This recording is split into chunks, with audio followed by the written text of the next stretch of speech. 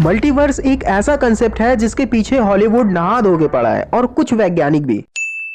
Science की कुछ theory ऐसी है जो मल्टीवर्स के कंसेप्ट को सच बताती है और कुछ इसे सिर्फ एक इमेजिनेशन बताती है। आइए इस पर भी कुछ डिस्कशन करते हैं। एक्स, वाई, जेड हमारी 3 डायमेंशन होती हैं, पर आइंस्टीन के अनुसार एक और डायमेंशन होती है। आइंस्टीन ने टाइम को 4th डायमेंशन माना है। मान लीजिए आप कई सालों की मेहनत के बाद एक दिन टाइम मशीन बनाने में सक्सेसफुल हो जाते हैं। आप टाइम मशीन से उस समय में चले जाते हैं जब आपके दादाजी छोटे थे। आपके मन में खुरापात सूझती है और आप उनका मर्डर कर देते हैं। अब क्योंकि आपने अपने दादा की हत्या कर दी है तो आपके पापा का जन्म नहीं हो सकता है और आपका भी जन्म नहीं हो सकता है। और अगर आपका जन्म नहीं होगा तो आप ना तो टाइम मशीन बना पाएंगे और ना ही अपने दादाजी की हत्या कर पाएंगे। आपके ना होने का मतलब है कि आपके दादाजी का हत्यारा भी एग्जिस्ट नहीं करता है। इसका मतलब आपके दादाजी की हत्या होगी ही नहीं। और अगर आपके दादाजी की हत्या नहीं होगी तो सब कुछ पहले जैसा नॉर्मल चलता रहेगा। काफी उलझा हुआ कंसेप्ट है। आइए इसे थोड़ा और सिंपल करते हैं। आइंस्टीन के अनुसार टाइम 4th डायमेंशन है और ये निरंतर एक दिशा में एक समान बहता रहता है। जैसे ही आपने अपने दादाजी की हत्या की